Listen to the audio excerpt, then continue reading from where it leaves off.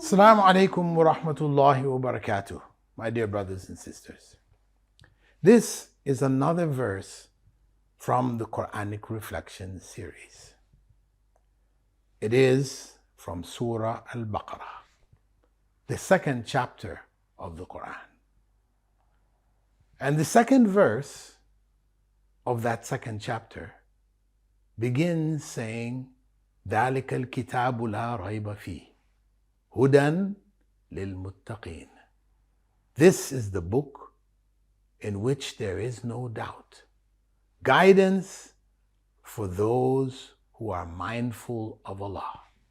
The first point that we should reflect on is that Allah reminds us here of the fact that the Quran is free from doubt.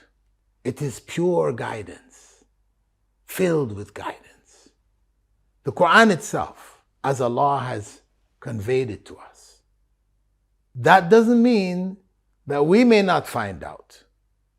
We may ourselves have doubt, but the Quran itself, as revealed from Allah, is pure guidance.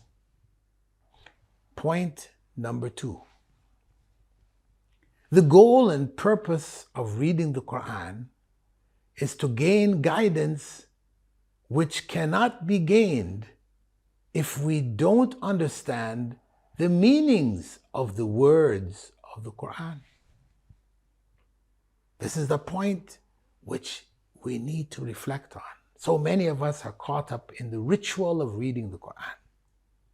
Reading it completely in Ramadan and other times of the year, whatever, reading that Quran for barakah, for blessing, for the blessing from the reading. Because the Prophet ﷺ had said that every letter you read of the Quran has with it 10 blessings.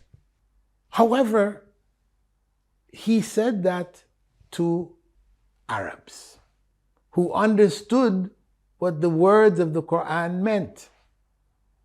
And this was encouragement to them to read the Quran frequently. It didn't mean, literally, reading the Quran letter by letter.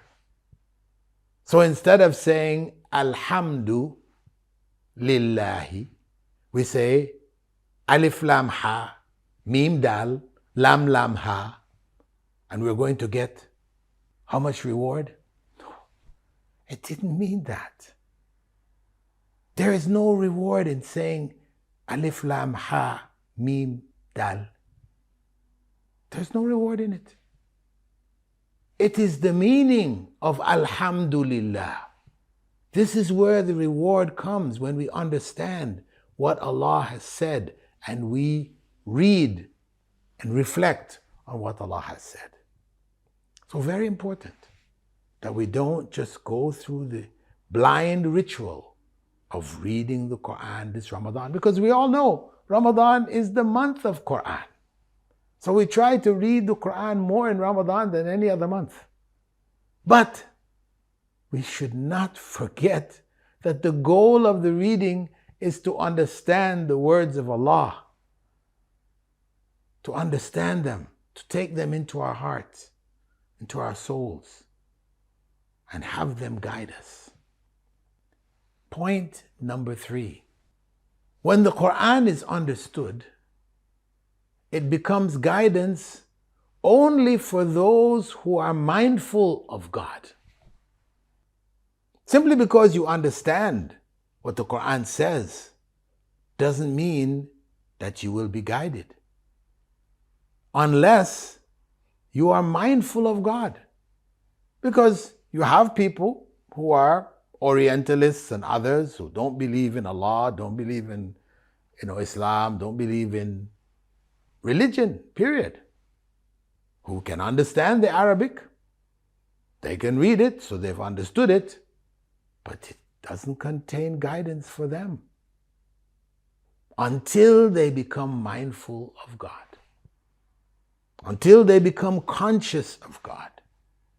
When that consciousness comes, and of course it's Allah's determination as to when that consciousness will come, or if the needs of that consciousness will become evident and people will strive to develop that consciousness, it will only be a source of guidance when we achieve that consciousness, or we are blessed with that consciousness, or somebody suggests to us something which is connected with the consciousness of God, and our souls accept it.